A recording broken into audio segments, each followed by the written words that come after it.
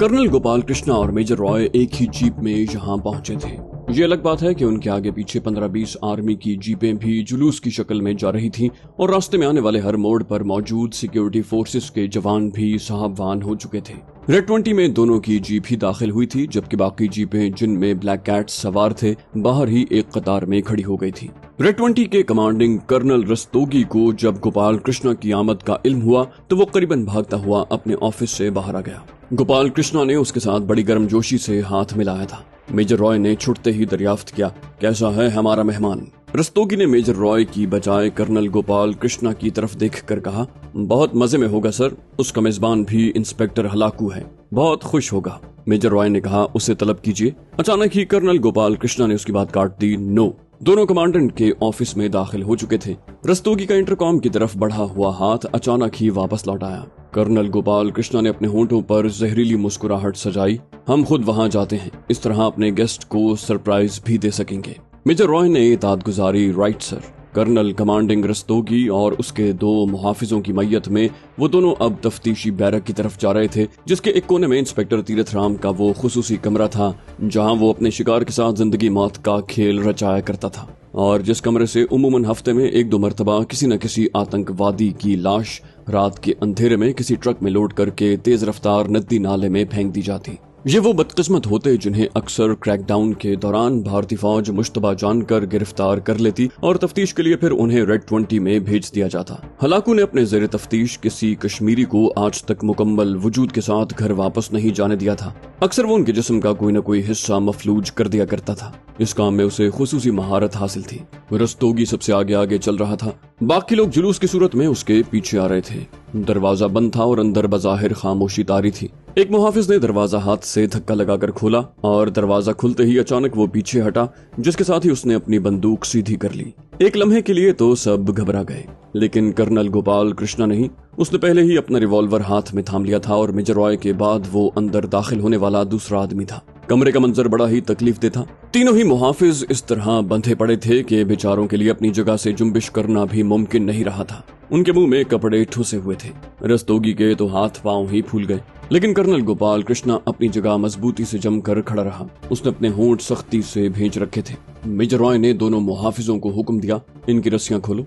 थोड़ी देर बाद तीनों सिपाही उनके सामने खड़े थे। उनके बदन पर खौफ और शर्मिंदगी से राशा तारी हो रहा था। मेजर रॉय की 3-4 मिनट की कोशिश के बाद बिलाखिर वो इस काबिल हुए कि अपने साथ गुजरने वाली कयामत का अहवाल सुना सकें।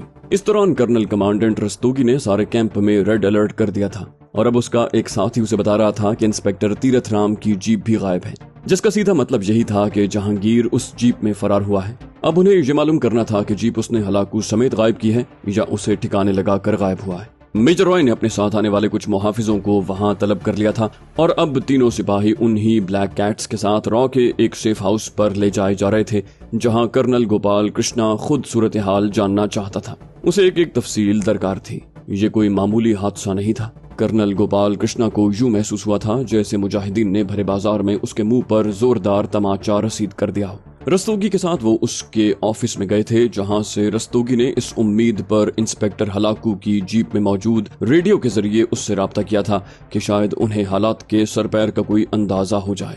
दूसरे ही लम्हे इंस्पेक्टर हलाकू लाइन पर था। रस्तोगी ने उससे वायरलेस रेडियो पर ही सवाल जवाब शुरू कर दिए। कर्नल गोपाल कृष्णा बड़े इन्हिमाक से उनकी गुफ्तगू सुन रहा था। रस्तोगी ने फौरन ही अजीब सा सवाल पूछ लिया, मुलजिम तुम्हारे साथ है या?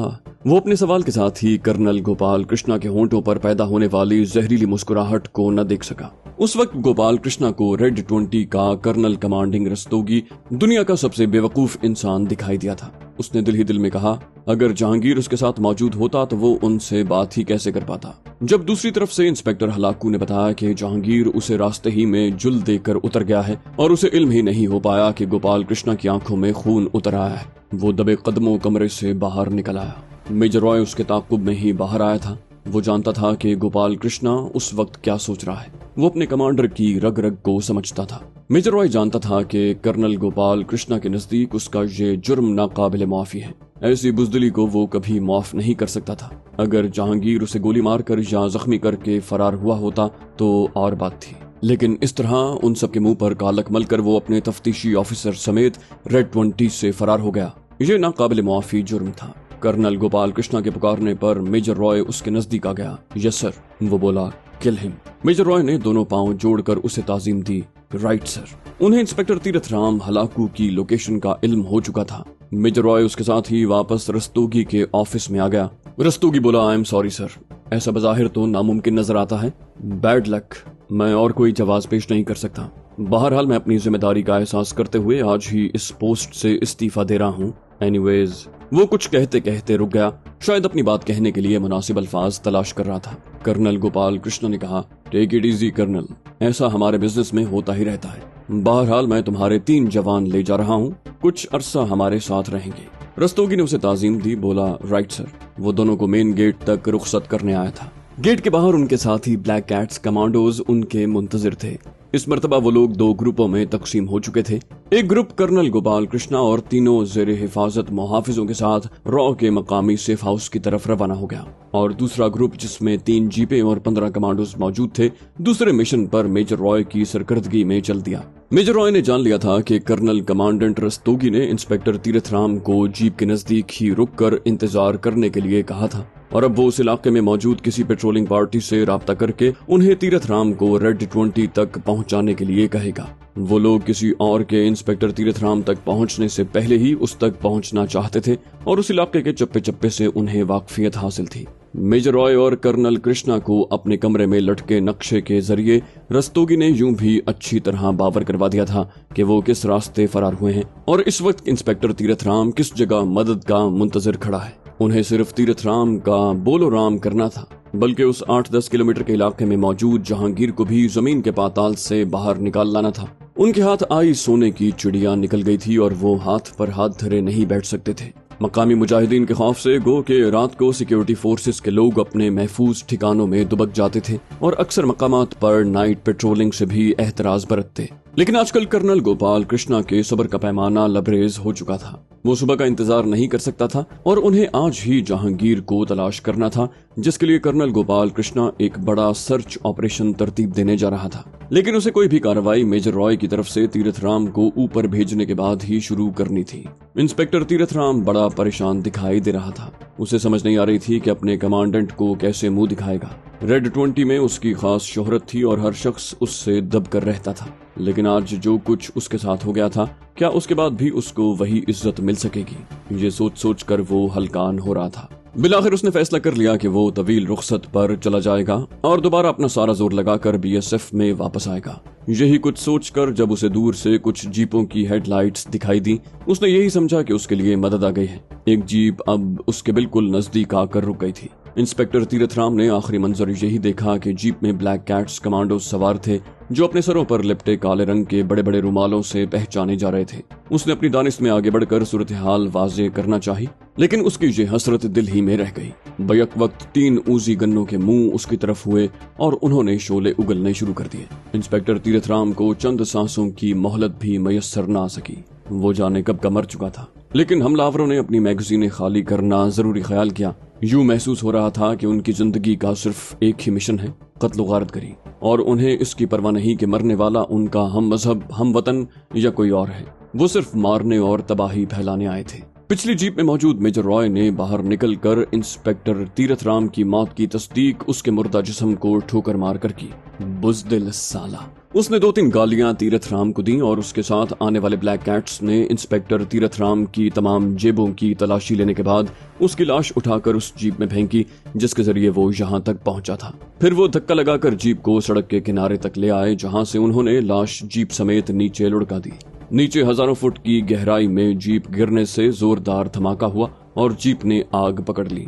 इंस्पेक्टर तीरथ राम का क्रियाक्रम उसके हम वतनों ने यही कर दिया था, जिसके साथ ही मेजर रॉय की तरफ से कर्नल गोपाल कृष्णा को ओके सिग्नल मिल गया। कर्नल गोपाल कृष्णा उस वक्त मकामी एरिया कमांडर के ऑफिस में मौजूद था, जहां उसने सारी सूरत हाल समझाने के बाद उसे फरार होने वाले खतरनाक दहशतगर्द जहांगीर की गिरफ्तारी के लिए खुसूसी सर्च ऑपरेशन की दरखास्त की। मकामी जीसीओ को इस बात का इल्म था कि उसे बादल नखास्ता सही इस दरखास्त पर अमल करना होगा, क्योंकि उससे दरखास्त करने वाला कोई और नहीं बल्कि रॉ का मकामी कमांडिंग ऑफिसर था, जिसके सामने बड़े बड़े जर्नैल भी दम नहीं मार सकते थे। अगले 15 मिनट बाद 2000 भारतीय फौजियों और ब्लैक कैट्स कमांडोज पर मुश्तमिल खुसूसी दस्ते मुख्तलिफ ग्रुप्स में तकसीम होकर 10 किलोमीटर इलाके को इस तरह घेरे में ले रहे थे कि वहां जमीन पर रेंगने वाले हशरातुल अर्ज भी उनसे बचकर न जा सके।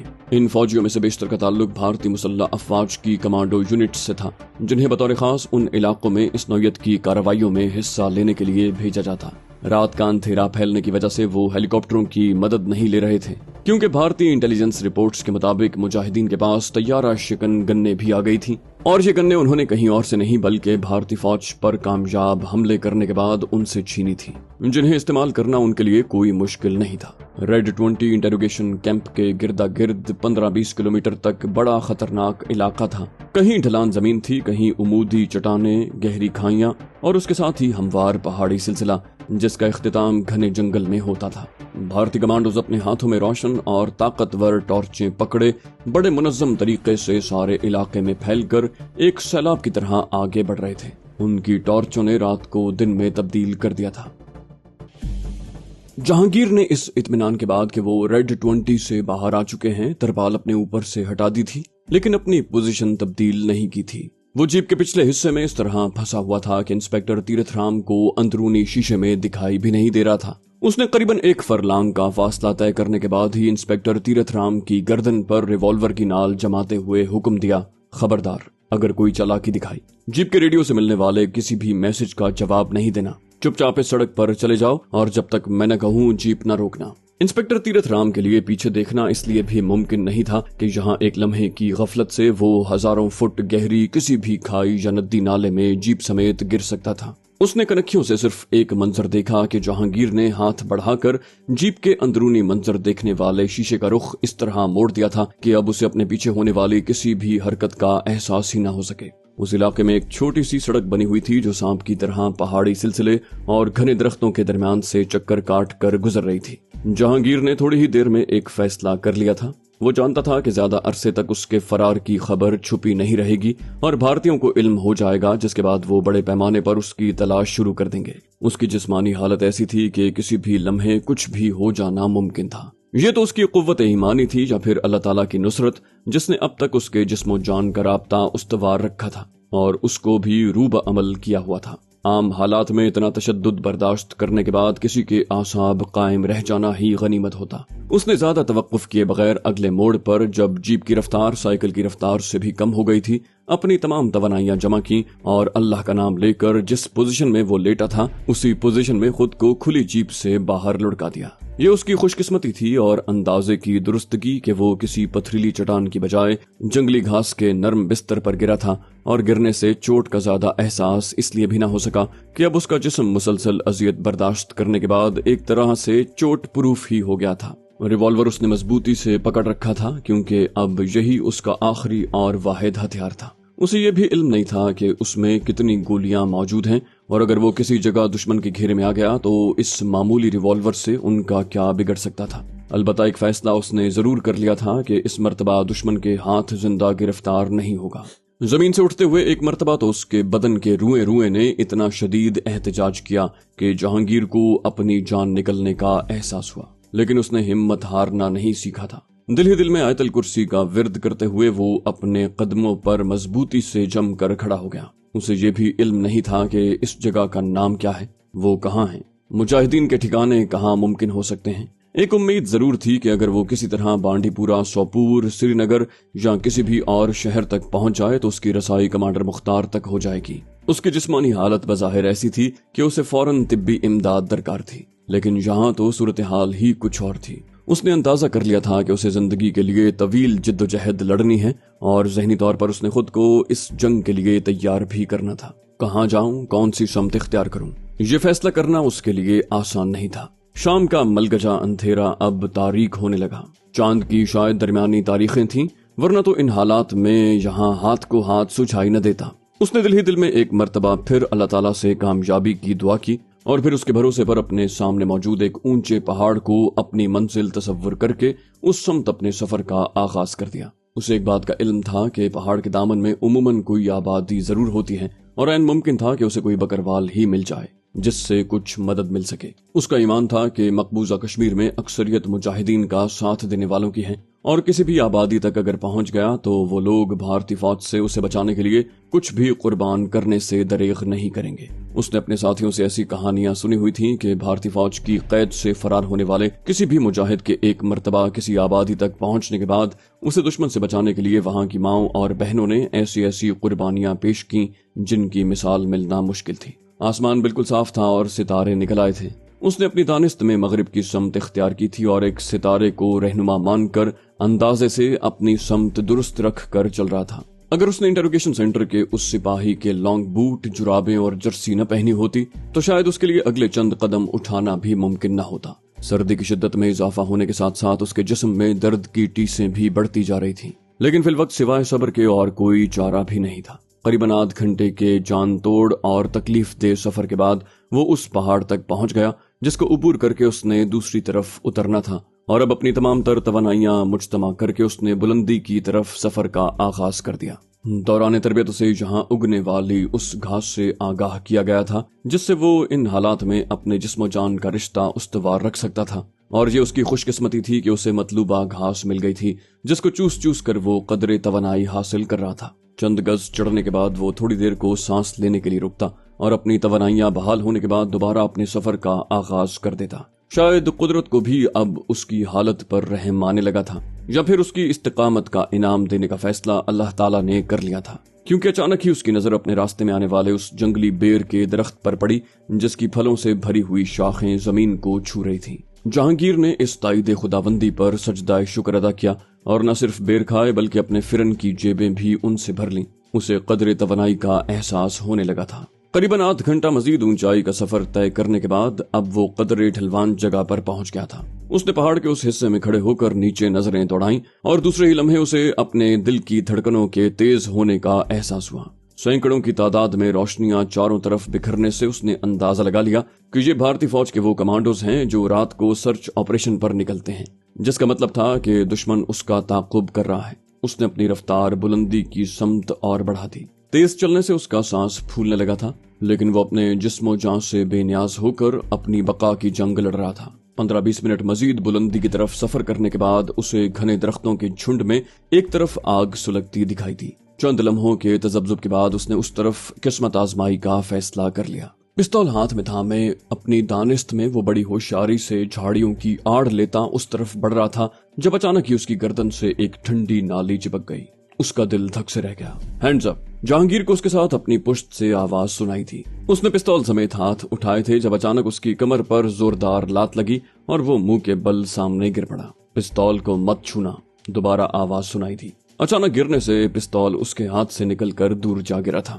جہانگیر کے اوسان ایک لمحے کے لیے بھی خطا نہیں ہوئے تھے، حالانکہ یہ حادثہ اچانک اور انتہائی غیر متوقع تھا۔ وہ تصور بھی نہیں کر سکتا تھا کہ اس طرح اچانک پھر دشمن کے قابو آ جائے گا۔ کھڑے ہو جاؤ اور ہاتھ اوپر اٹھا لو۔ حملہ آور جس کی ابھی تک جہانگیر نے شکل نہیں دیکھی تھی اس سے مخاطب ہوا۔ جہانگیر کے لیے فی الوقت اس کے حکم پر بلا چونچرا عمل کرنے کے اور کوئی چارہ نہیں تھا۔ وہ بادل نخواستہ اٹھ کر کھڑا ہو گیا اور ہاتھ بھی سر سے بلند کر لیے۔ اب حملہ آور اس کے پیچھے سے گھوم کر سامنے آ گیا تھا۔ اس نے سب سے پہلے جہانگیر کی پستول پر قبضہ کیا۔ حملہ آور کی شکل اور کپڑوں پر نظر پڑتے ہی جہانگیر نے سکھ کا سانس لیا۔ شاید وہ غلط فہمی میں مارا گیا تھا کیونکہ اس کے جسم پر BSF کی وردی تھی۔ شاید یہ مجاہدین کی کوئی نگران پوسٹ تھی۔ ایسی نگران پوسٹیں مجاہدین ان پہاڑی راستوں پر بنا کر فوج کی نقل و حرکت پر نظر رکھا کرتے تھے۔ مجاہد اب سامنے آ گیا تھا۔ کون ہو تم؟ اور اس کی طرف گن کا رخ کیے اس سے مخاطب تھا۔ جہانگیر نے اطمینان سے جواب دیا، میں وہ نہیں ہوں جو آپ سمجھ رہے ہیں۔ مجاہد نے قدر حیرانی سے پوچھا، کیا مطلب ہے تمہارا؟ جہانگیر بولا، میں آپ ہی کا ایک ساتھی ہوں۔ یہ کہتے ہوئے جہانگیر نے ہاتھ گرا دیے۔ مجاہد نے ابھی تک اس کی طرف بندوق سیدھی کی ہوئی تھی۔ وہ شاید کسی تذبذب کا شکار دکھائی دے رہا تھا۔ جہانگیر نے اسے دوبارہ مخاطب کیا، شاید آپ نے مجھے پہچانا نہیں، میرا نام جہانگیر ہے۔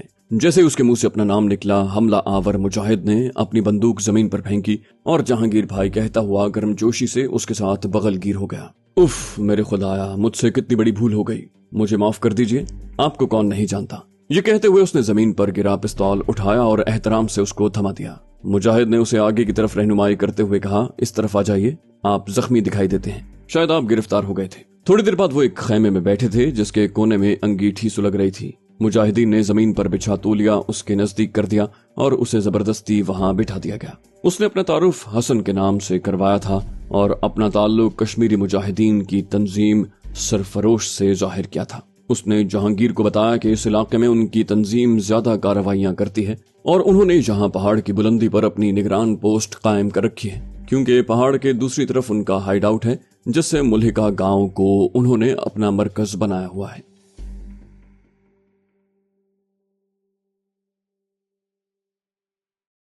तो दोस्तों, ये थी हमारी आज की एपिसोड। उम्मीद करते हैं आपको हमारी कहानी पसंद आई होगी। जाने से पहले इस वीडियो को लाइक कीजिए और शेयर करना मत भूलिए। कमेंट करके हमें बताइए कि आपको हमारी वीडियो कैसी लगी, और अगर अभी तक आपने इस चैनल को सब्सक्राइब नहीं किया तो इसे सब्सक्राइब कीजिए और बेल आइकन दबाकर ऑल नोटिफिकेशंस ऑन कर लीजिए।